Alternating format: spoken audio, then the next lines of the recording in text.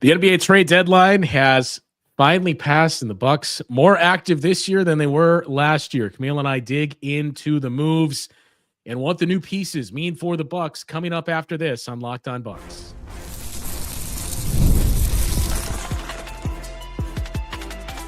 You are Locked On Bucks, your daily Milwaukee Bucks podcast, part of the Locked On Podcast Network, your team every day. Welcome into Locked On Bucks. I'm Justin Garcia, joined as always by Camille Davis. We thank you for making this your first listen of the day and for checking out the Locked On Bucks newsletter. If you have not done so yet, you can sign up for free at lockedondaily.com and get your day started with the all-new and free Locked On Bucks newsletter. A lot to get to these past couple of days with the trade chatter and some moves that we saw made by the Bucks yesterday. So certainly check that out on a daily basis. Today's episode is brought to you by Game Time. Download the Game Time app, create an account, and use the code LOCKEDONNBA for $20 off your first purchase. The trade deadline has passed, Camille, and the Bucks did not sit on their hands, though all of the moves the Bucks made, as we have seen we're live, by the way, our chat here explode with the Bucks fans and their thoughts on these moves. So overall, your feeling now that the deadline is passed on what the Bucks did? It's one of those feelings of being somewhat underwhelmed, but also just kind of accepting where we are. The reality of it is, for me, one, losing Khris Middleton's hard from just a franchise standpoint. I think that I'm somebody who had higher hopes of what he could do in the playoffs than other folks did. And I feel like his absence does create some holes on this roster that were not addressed at the deadline. That being said, before the trade and before making any moves, I thought that this team was probably second round team, like to get out the second round before the trade deadline. I felt like things would have to kind of break their way. You'd need a lot from Giannis, a lot from Dame for them to get past the second round as it is. And after the trade deadline, I still think that they're probably a team that makes it to the second round. And if Giannis and Dame can really perform, they have a chance to get out of that second round into the Eastern Conference Finals, possibly the finals. But like, they kind of feel like they just kind of shuffled the chairs on the deck in a certain way. They got better in certain areas where they were lacking, like adding Sims, I think is a really nice move as a change of pace big on the team. He gives you something that you don't have in the rest of your front court rotation. But the Kuzma fit, I still have some questions around that. Again, missing some shot creation, missing some playmaking. So like there's some holes there, but there's also more defensive potential for this team. So all in all, it's one of those deadlines where it doesn't really move me much. The thing that moves me the most is just the fact that they were able to get under the second apron and they have a bit more flexibility with building out the roster going forward. But what about you? Pretty largely where you are, that my concern is the absence of playmaking and backup point guard and ball handlers and guys that can initiate offense, because as much, and it's going to be funny too, excuse me, when we see Bucks fans start to, a certain segment of Bucks fans, I should say, miss that from Khris Middleton when they were the very ones that criticized Khris as a turnover machine. But that's my biggest concern with these moves. Everything else, Kuzma, we keep pointing to what he did in that bubble championship with the Lakers, and that was, arguably his best season. He does have the ability to be a better defender, certainly a better option on the perimeter than Khris Middleton.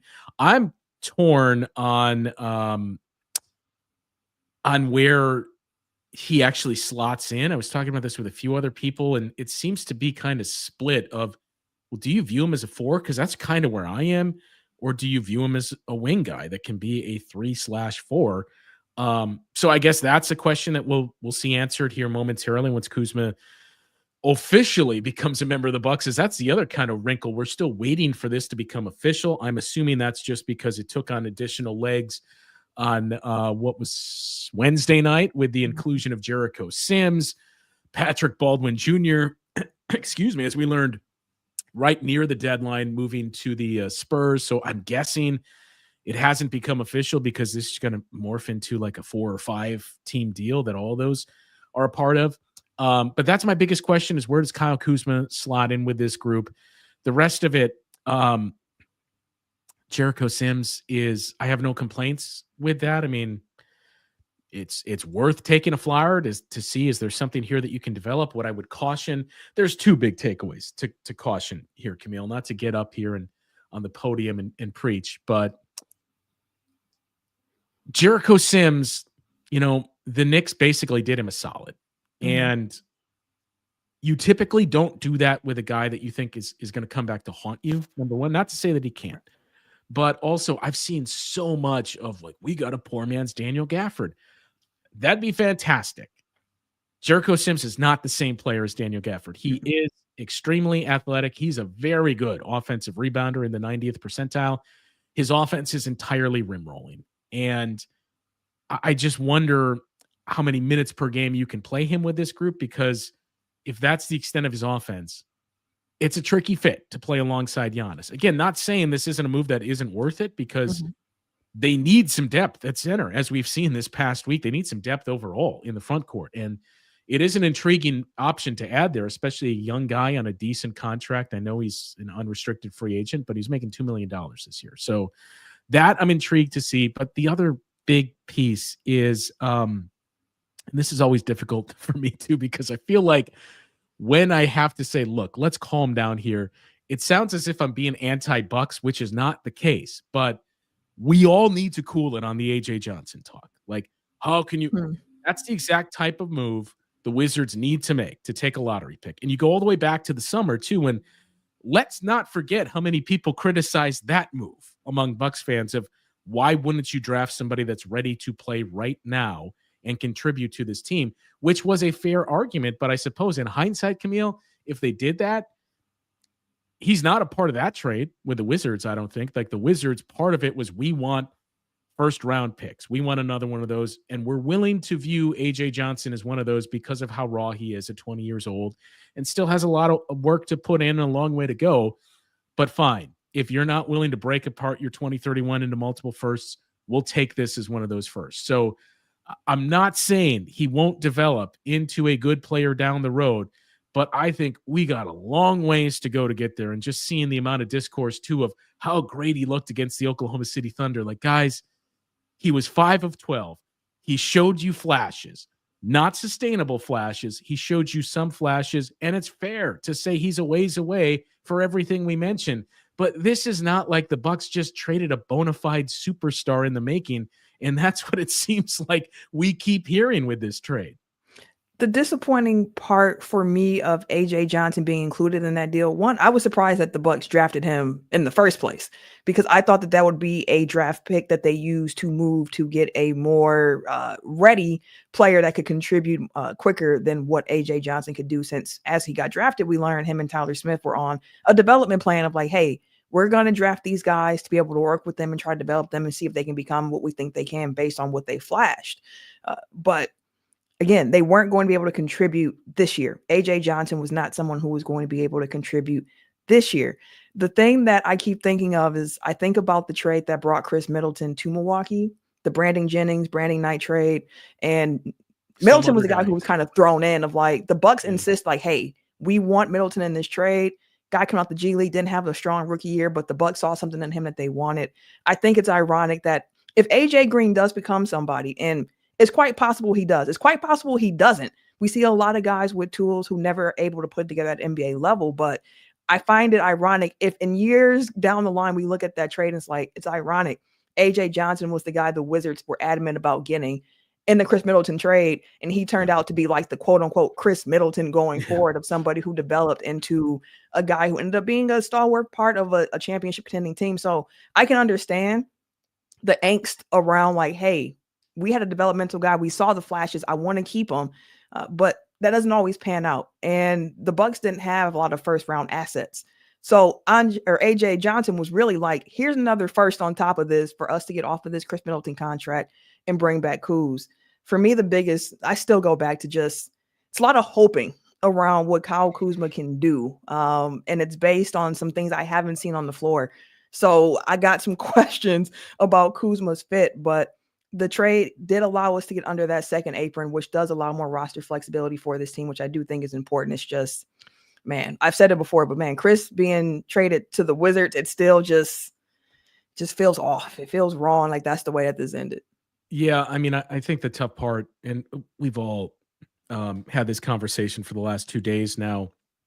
I think the tough part is you knew the second apron's a thing, and at some point you got to get under it. The advantage of doing it now is making sure that 2032 pick is not frozen. So it does open up quite a bit for you this summer, and I think it makes the Bucks a very interesting team this summer. I want to get into that in the next segment, but I think the difficulty was, I think a lot of Bucks fans were assuming this was going to be other guys that were making $9 or $12 million, or even a large majority of them hoped it was Brook Lopez, that you just weren't ready. And again, this isn't to put the Bucks at fault and say, how could you trade Khris Middleton? I think it's just the sad reality of, it's a bummer that a guy that is going to go down at worst, one of the 5 best players in franchise history, is now gone. And the return that you got was, let's hope Kyle Kuzma works out here, with another piece being the cap flexibility. So you mentioned that as well.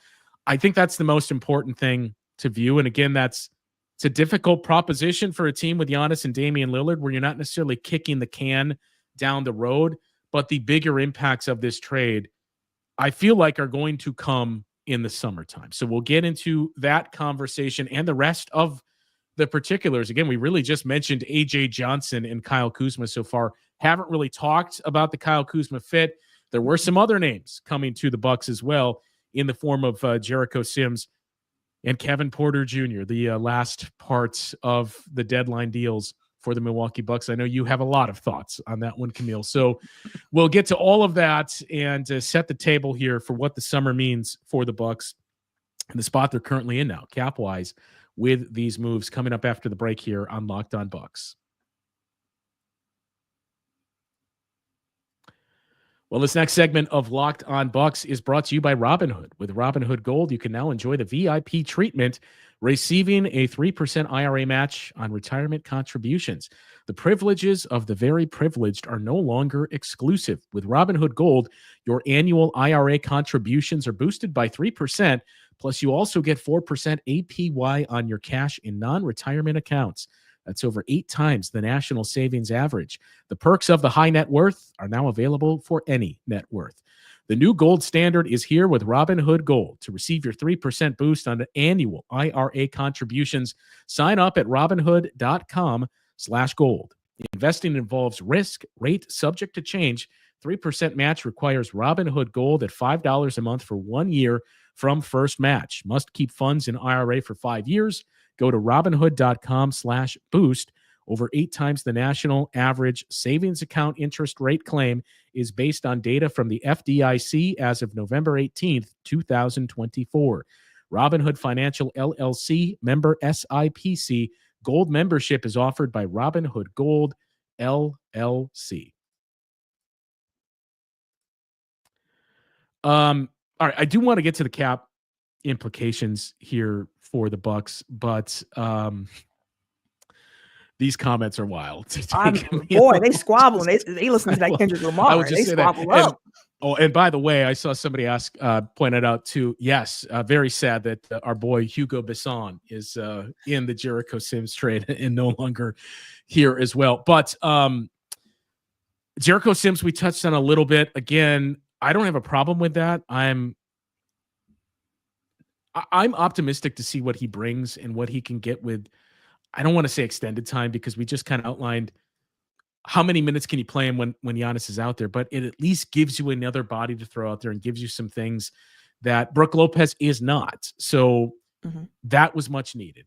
Kyle Kuzma, we talked about a little bit. I think we're both like, okay, let's see how this goes. But look, Kyle Kuzma is younger. Kyle Kuzma is more athletic.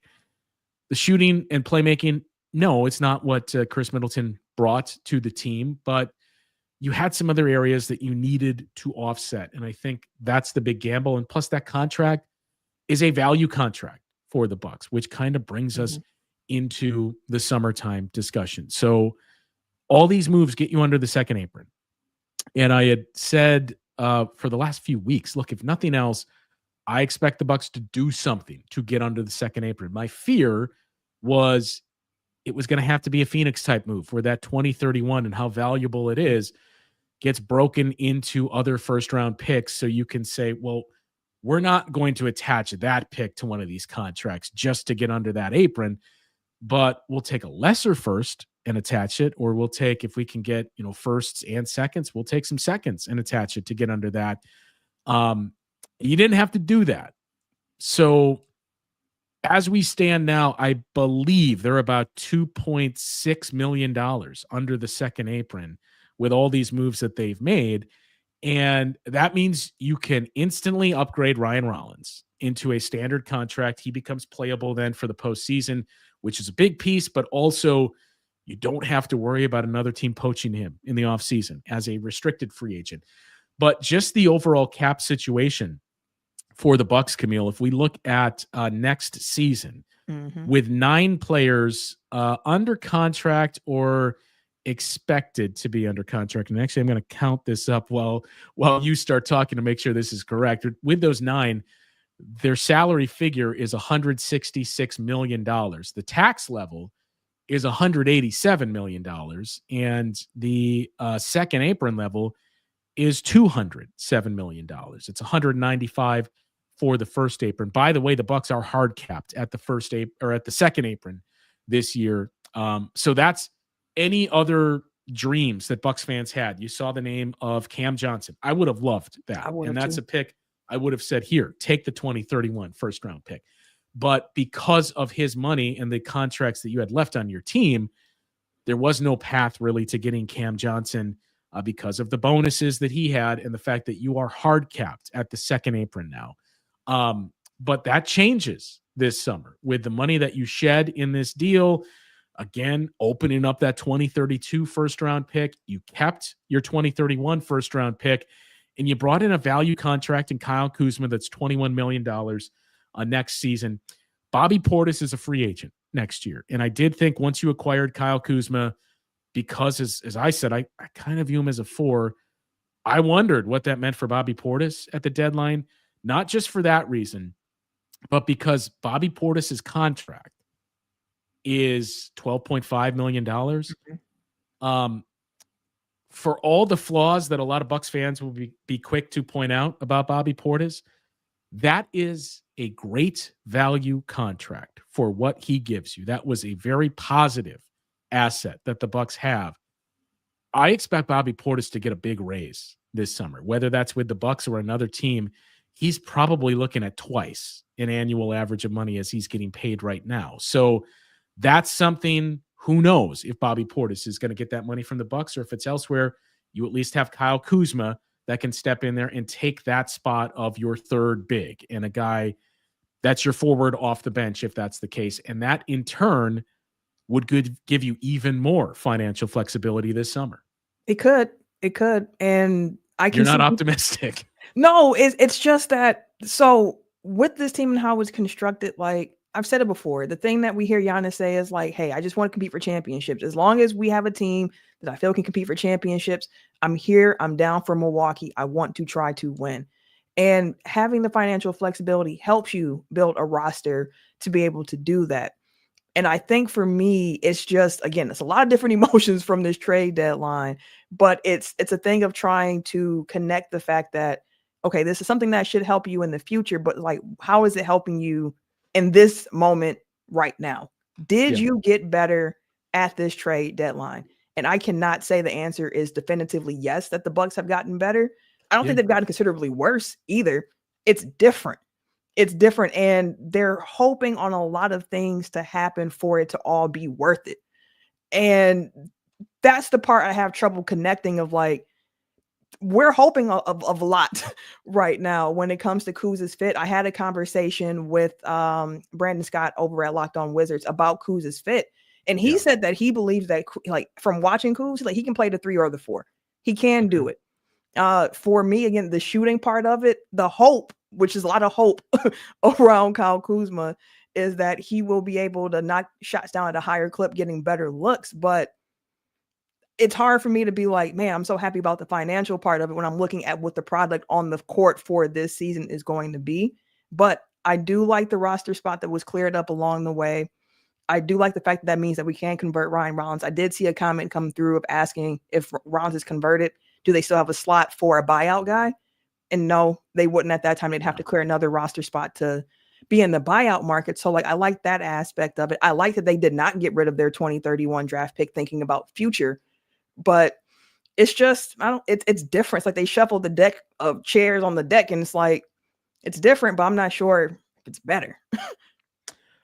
So that number that I referenced before, 166 million on the books for next season, is assuming Bobby Portis picks up his player option, assuming Pat Connaughton picks up his player option. Kevin Porter Jr. also has a player option. AJ Green and Andre Jackson and Chris Livingston are all non-guaranteed contracts. I do wonder about our boy Camille, Chris Livingston, being on a non-guaranteed deal this summer. But the overall story is just the flexibility that this gives you, especially as we just mentioned.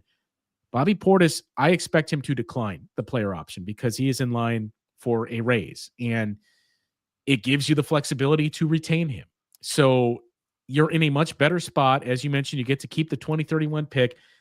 Your 2032 is unfrozen, and that makes, to me, the Bucks a very interesting team this summer because Brook Lopez is a free agent. I still think he provides value to this team. Now, is it $23 million worth of value for where the league is headed? Probably not. But we've seen other guys sign multi-year deals and say, look, I'll take less annually if you can match what I'm making this year and spread it out over a couple of years. Fine, I'll sign for that. That's not anything I would turn down if I were the Bucks, even with the age getting up to the level that it is. But Pat Connaughton, assuming he picks up that player option, is an expiring contract. You have additional draft assets, not just the 2 first-rounders we mentioned. You have 2 second-round picks now too. So you're really starting to build a fire here that contract, in any contract that it's an expiring deal, is going to be easier to move when you're in that final year of it. And just more flexibility in your roster as well, where you're looking at things and saying, okay, we felt like we were boxed in before and we had these hefty deals. Now things like the mid-level exception, potentially the full mid-level, not just the taxpayer, are opened up for the Bucks to use this summer. Gary Trent Jr., you could pay him the 125% rate, which both he and Taurean Prince, I'm curious to see what the market is for those 2 guys. And if this is something of, we can retain them by just paying them the 120%, 125% more this summer. Yeah, which are all good points. Again, I think it sets the Bucks up for more flexibility this summer. And if things don't work out this year and the Bucks do choose to like, hey, we're going to change some things even more drastically this summer, they have a lot more avenues to accomplish that. So that piece of it, that is something that I think should be brought up, should be understood, and should be looked at as a win for this particular trade deadline. So definitely not going to sneeze at that, because that's something. The way that the CBA is constructed with the constraints of being a second apron team, like, it's difficult to try to build a team when you're handicapped by that cap. So it's good in that sense for sure. But we got to talk a little bit about the fit of Kyle Kuzma on this team, the holes that are still identified on this roster, and if they have done things that have improved, in your opinion, their shots at competing for a championship this year. I'm really curious about just the fits and how, like, what's the ideal way for them to get to that championship level with the team that they have right now? Yeah, that's the interesting part about today and the last 2 days. The moves that the Bucks made here, what it does for this year and what it does for the future of this team, because you're in a spot where you got Giannis and you got Damian Lillard, and Dame is 34 years old. We've heard Giannis continuing to put, and rightfully so, the urgency on the franchise to remain competitive for championships.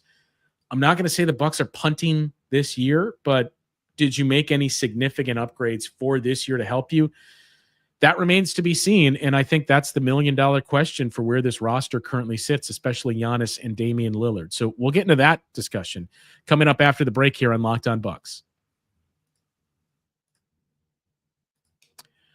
Well, time to talk to you about our friends at Game Time. If you're looking for tickets to your next big event, whether it is a concert, comedy show, sports game, wrestling. Finding the right ticket, the right price can be a headache. But with Game Time Picks, it has never been easier.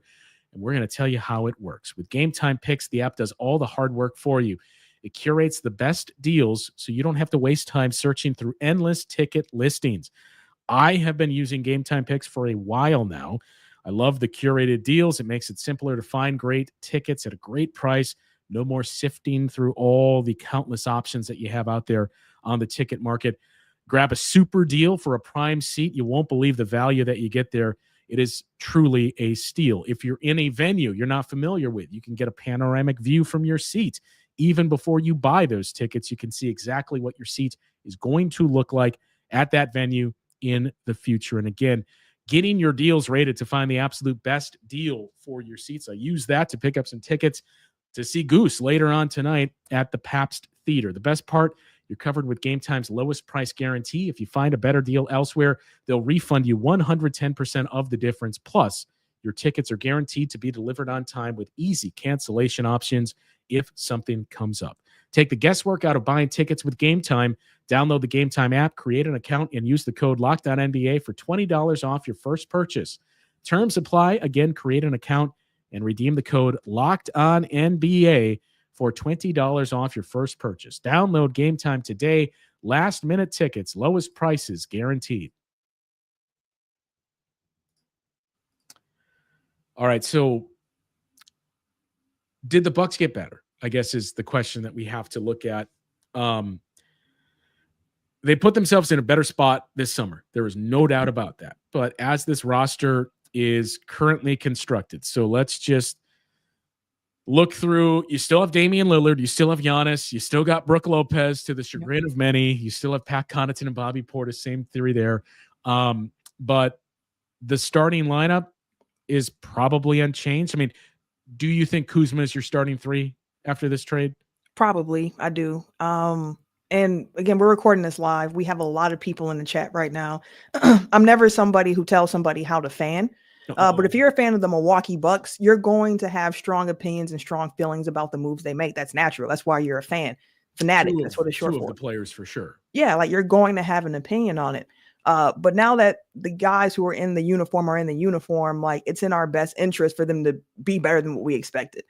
And with that being said, I'm hoping that Kevin Porter Jr., that trade in itself shocked me. Just knowing what we know about how the Bucks tend to value certain characteristics, character for guys coming to the locker room with the legal issues that he has. I was surprised that he was even an option. But in regards to Kuz, the shooting aspect of it gives me the biggest pause with Kuz, because I know people like to point to the fact that he was on the Wizards and it's Washington. So of course he had more free reign in the offense. He was going to be able to get up more shots. So of course the volume is going to skew the efficiency some, but the numbers in Washington are very similar to the numbers he had in LA. He has never been a great 3-point shooting 28% from three this season, which, okay, whatever that is. Career 33% shooter from three of his career. The best that he has ever done in one season is 36%. That's the high end. 36% from three is like league average. So like the Bucks are going to need a lot more from Kuz when it comes to the shooting for the spacing on this floor. Like I really do wonder if Kuz is the starting three, do you move Andre Jackson Jr. out of the starting lineup, put AJ Green in just to get a little bit more spacing in that lineup? But the hope is that with the gravity that Giannis and Dame create, he'll be getting way better looks than he's ever seen, open shots, which can increase his efficiency going forward. So that's the hope for the shooting when it comes to Kyle Kuzma, and thinking about him as that small ball forward, being able to unlock those Giannis at 5 lineups, because a big problem with those lineups that we've seen in limited time was the rebounding around Giannis. So Kyle Kuzma theoretically can come in and correct that.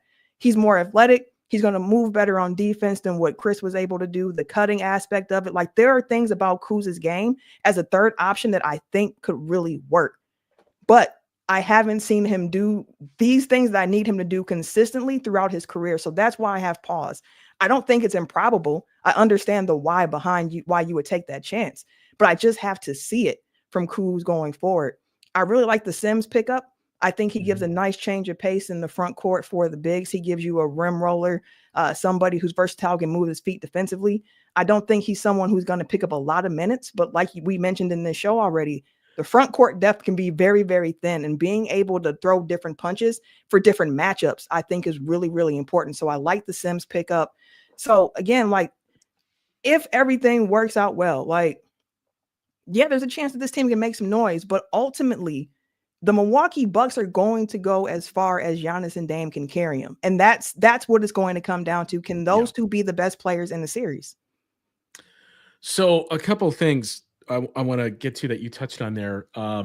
Jericho Sims is an 86th percentile offensive rebounder. And I am curious to see the opportunities for him. Again, limited minutes, I think, because of what we said with what his offensive skill set is. But in theory, he can play nicely next to Bobby Portis, where you have Bobby stretching the defense, and it gives you more opportunity to not only avoid just one big on the floor, but to get more of a rest for Brook Lopez in those spots where you can really closely tie Giannis and Brook Lopez's minutes together now, since it's always been kind of iffy for whatever reason this season. Not always, but this season, the numbers have kind of been perplexing when you've just had one of them on the floor, but when both of them are on the floor, you got something there defensively. So I do like that, and I am intrigued to see that from Jericho Sims. And we've seen a few comments too. I agree. I think he's going to play. I don't think that means he's going to play 25 to 30 minutes. Not major minutes, probably. Yeah, he's going to play. I do want to save the Kevin Porter Jr. discussion for just a moment, but Kyle Kuzma, to your point of, look, I don't think any of us are sitting here and saying Kyle Kuzma is an all-defensive player, but he showed you flashes of that. He certainly can move better at this point than a player in their mid-30s that is coming off of double ankle surgery. The shooting has to pick up. Now, I don't know, and you often hear me preach about sample size is important, so don't just look at 4 games and say, hey, well, look at this. But I will point out, maybe this was realizing I made a mistake and I'm watching PJ Washington live the life that I could have had. Kyle Kuzma had said at the end of January, I forget what the exact quote was, but basically, I'm done deferring to the young guys. I'm going to come out here and eat now with the Washington Wizards. And from that point forward, he was a 20-point per game scorer. Again, the caveat is it's 5 games, 20-point per game scorer. And he was a close to 40% 3-point shooter in those games. It's still not going to be the efficiency levels of Khris Middleton. It's certainly not going to be the playmaking of Khris Middleton. But the spacing is what's the most important part. And to me, that means, especially if Kyle Kuzma starts and you feel like we have at least upgraded our mobility here, I do think it's time to seriously consider changing the backcourt starting lineup as well and opening the door for AJ Green to be in the starting lineup to say, look, he can hold up defensively and he can knock down shots and he can help us out with some of that spacing as well. So we don't know if it's going to be tomorrow. It sounds like Kyle Kuzma has been in Milwaukee for about 18 hours now. We don't know if it's going to be tomorrow, tonight, whenever you're listening to this, against the Atlanta Hawks that he makes his debut. Same for Jericho Sims, and same for the last name that we. And by the way, Kyle Kuzma, a very good rebounder too. He is in the 90th percentile of defensive rebounding, and that's where the Bucks defense goes haywire. When you're not closing possessions and not getting those rebounds, that's when they run into problems. Look at the 4-game losing streak. Look at the last 6 games. It went off the rails, and that was a major problem for them. So Kyle Kuzma is going to help you there. But again, the hope is you're going to get better looks with Giannis and Damian Lillard on the floor. So can you knock down shots at a higher rate? We're not asking you to be a 45% 3-point shooter, but can you just knock down shots at a higher rate and give us something defensively? Because you got a lot of value with the contract and the cap flexibility we just talked through in the previous segment. Kevin Porter Jr. is the final name here. And look, I can't really get into it too much given my position with the team, but there are certainly some things in his past that are off-putting should be off-putting for everybody to look at that. I don't want to just there's one thing in particular, obviously, but I don't want to look at, well, he was suspended at USC, had some run-ins with the Cavs as well, and say, oh, it's a lot of red flags with character issues, because who knows? Some of that is misunderstanding. One thing is certainly not. And I think that's what has a lot of Bucks fans feeling very uneasy about this trade. We'll get to that. And as I said, I know you have thoughts on that in just a second. But the high-level view, MarJon Beauchamp was not in this rotation. Right. MarJon Beauchamp, a great person, a great kid off the floor. We were all rooting for him. You just didn't really see all of it there, that he couldn't ever really put it together. I don't think it's as simple as, well, Doc Rivers and, Adrian Griffin, they weren't playing him enough. I think the more we saw MarJon, the more you could see there's things I just wish were different with his game. Kevin Porter Jr. in a vacuum, trading MarJon Beauchamp for Kevin Porter Jr. is a win for the Bucks. It's everything off the court that makes it complicated. And I've seen people say, look, you need help on the perimeter. This doesn't help there.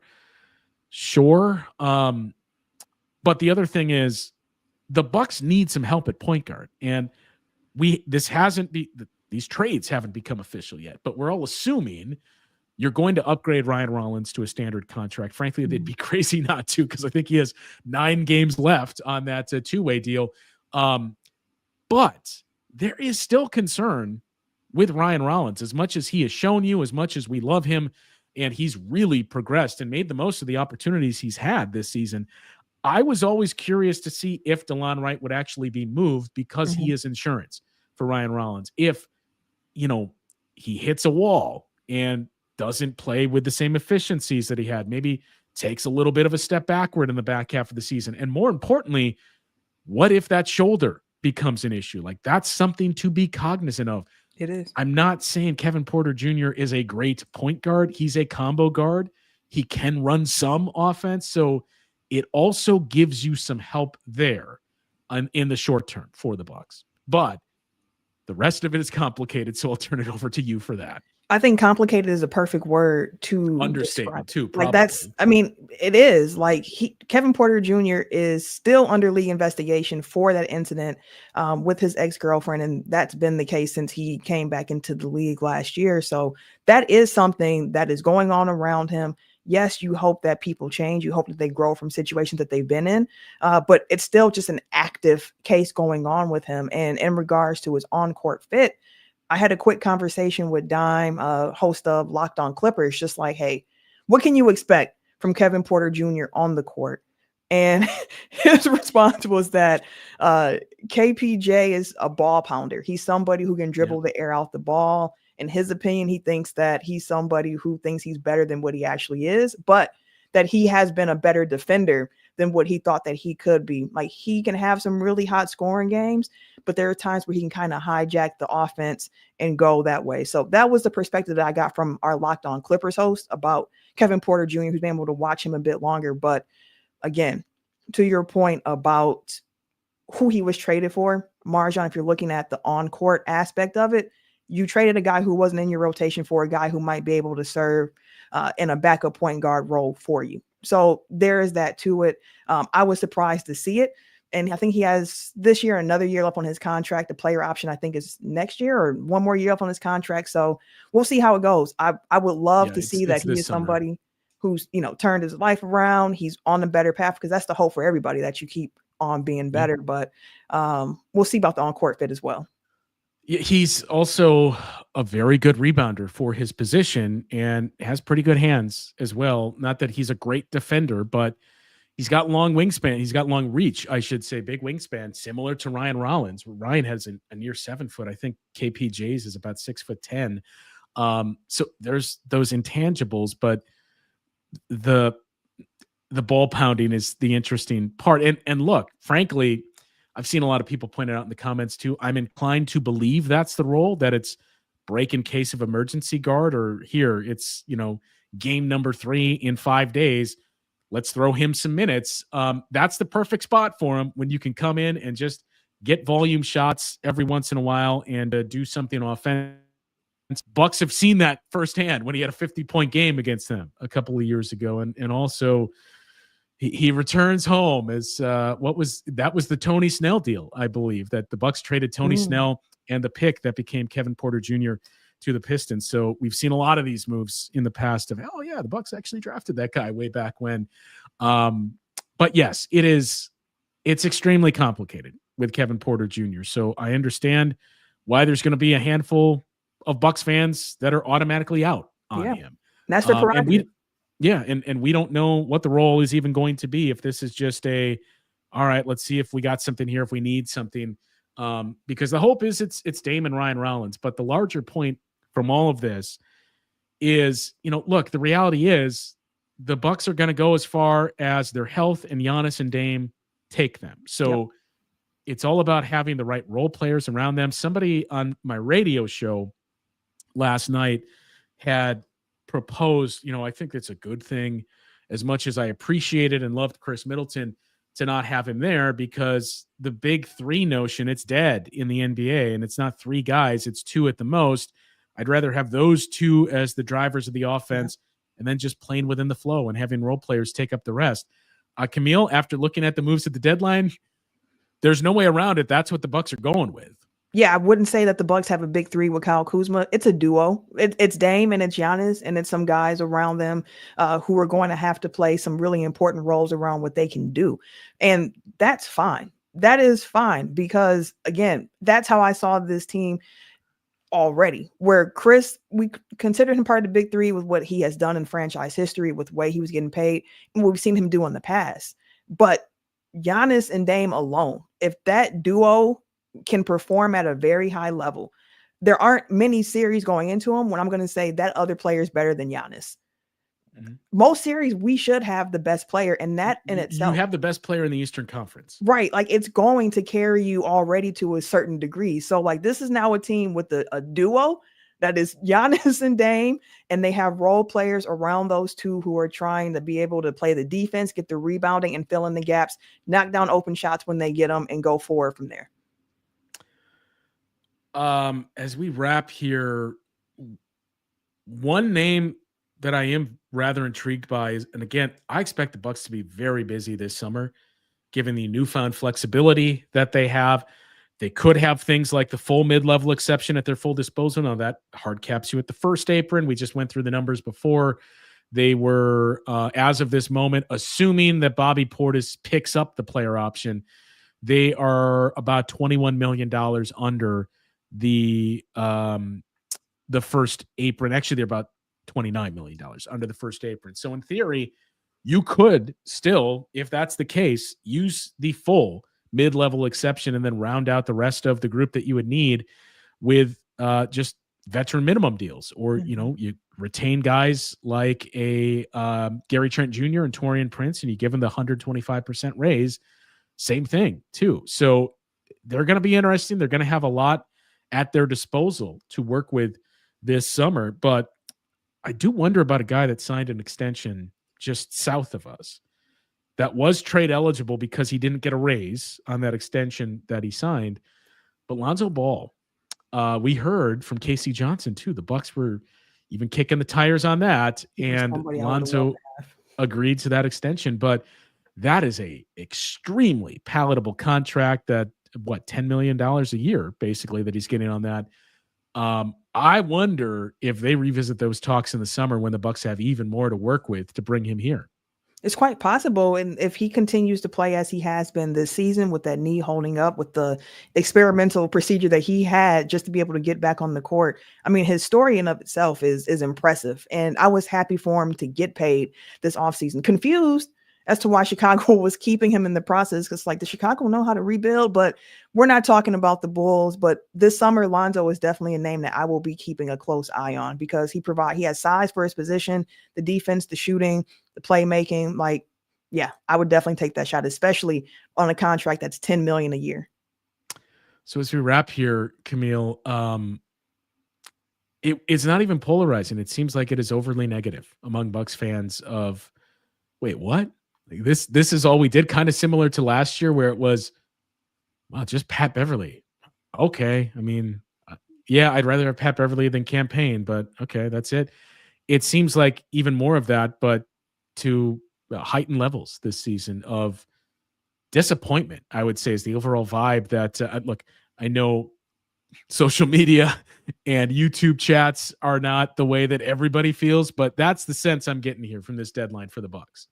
It is. It's a lot of strong emotion, is what I would say from Bucks fans around this particular trade deadline. And again, I get it because they're fans. We're fans of the team. You feel very strongly about what they do because you want them to succeed. And I can understand the questions around why they did what they did. But I think I have a better understanding a bit of what it is. Like, again, the financial flexibility that it offers them, and it offers them some different looks.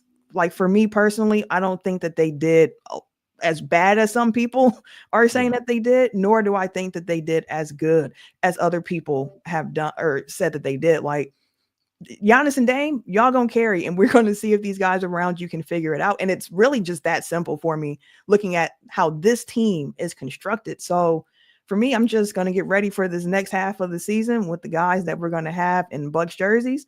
Hope that I'm wrong about the fit of Kuz and that he can hit the levels that the Bucks are hoping that he can and help them unlock certain lineups, and that they can exceed my expectations of getting past the second round. But I'm going to keep, as we know, we have to keep watching the Bucks. But even if we weren't getting paid to talk about the Milwaukee Bucks, I'd still be watching this team going forward. It is my team, so that just is what it is. But a trade deadline that is always going to be remembered because of the Khris Middleton trade, because of what it did to end a certain era of Bucks basketball. And they're going to be judged really heavily about what comes from this. Yeah, I wouldn't call it punting the season because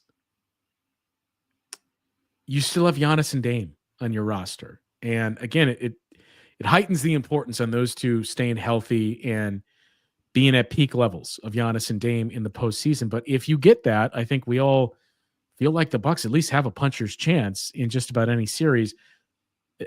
Complicated today, or tricky today too, with, as you and I were talking before we recorded, man, I was a little skeptical of the Cleveland Cavaliers. Not to say that this move fixes everything, but that DeAndre Hunter pickup is a huge pickup for the Cavs. But yeah, you still have Giannis and Dame. And I think the bigger takeaway is, look, we kind of talked about this all season. The limited assets that the Bucks have to work with was always going to make it challenging to make anything that was going to cause shockwaves, right? I think the league also kind of showed you, here's where we value Khris Middleton. And so to at least get a player that can fit that position, and maybe Kyle Kuzma gives you 75% of prime years of Khris Middleton. He's not going to give you everything with the playmaking and everything else, but he could replicate or come close to replicating what Khris has given you because of the injuries in the last year or so. But you just saw you weren't working from a position of strength. Like, the league knew you needed to shed some money. There were some contracts you needed to get off of. Okay, we need picks, and they didn't have it. So for me, it was a creative way to upgrade a contract, to take a flyer on a young big, and to really make an impact on what you can do this summer by getting under the second apron and carving out a lot of cap space and even bringing in some additional assets with that second round pick. Yeah, truly. And I saw a comment go through. I know we're already long, getting ready to wrap up. Someone told me to stop being nice about how I'm evaluating this team. I'm just telling you how I see it. Like, that's one thing about me. I'm not going to lie. Like I said before, I think that the ceiling for this team is the same as it has been. It's going to go as Giannis and Dame goes, but that's just how I see it. I might not agree with how you see it as being super bad or super good, but like, for me, it doesn't move me too much this season, what we're going to see on the court. But I'm really interested in seeing how the rotations end up shaking out, if the defense does continue to be more consistent, if it can improve, and how they can kind of get around a little bit more of a lack of shooting on the roster than what they might have had before. So Giannis is what matters. To the last comment I just saw, Dame is what matters this season, and we're going to have to really put our hopes on how far they can carry this team. Yeah, and I mean, look, all the names, we're way over and we're wrapping here, but all the names that have been thrown out. Why didn't the Bucks get this guy or this guy or this guy? Time Lord, Brandon Ingram, because they didn't have the assets to get them. Like, Brandon Ingram went for expiring contracts and multiple picks. Bucks don't have any of those. So they were always going to be up against it, you know? So does it really boost your ceiling this year? remains to be seen. I think most Bucks fans would be inclined to say, no, it doesn't boost your ceiling this year. But I don't think it's a foregone conclusion that it doesn't at least make you slightly better. And it certainly puts you in a better spot in the summer. But yeah, that's the overall takeaway from this is you still have Giannis and you still have Damian Lillard. That remains unchanged. You got a chance, and now you got a lot to work with. I know you don't want to hear it, but you got a lot to work with this summer. So we went way long today. Sorry, ton Nick. of engagement. A ton of engagement of people in the chat there. And now we're just curious to see, number one, as I continue to check here. Nope, still haven't gotten anything. So number one, when these trades become official from the Bucks, and then when we'll see the debuts of all three of those guys, of Jericho Sims. I don't know why I mentioned him first, Kyle Kuzma and Kevin Porter Jr. And perhaps more importantly, when do we get the news on Ryan Rollins being upgraded to a standard contract? Because that has to be the other domino to come from this. That'll do it for today's show. For Camille, I am Justin. Thanks to everybody in the comments. I know it got a little rowdy, and it was something else today, but everybody for tuning in to this live reaction to the trade deadline. Continue to leave your thoughts on the Bucks moves at the trade deadline here. The biggest piece that's going to pay off the most, who you think that is, leave your thoughts, and we'll get into that conversation on next week's shows. And probably we'll have some debut games to react to as well. For Camille, I'm Justin. We'll talk with you guys once again next week on Locked On Bucks.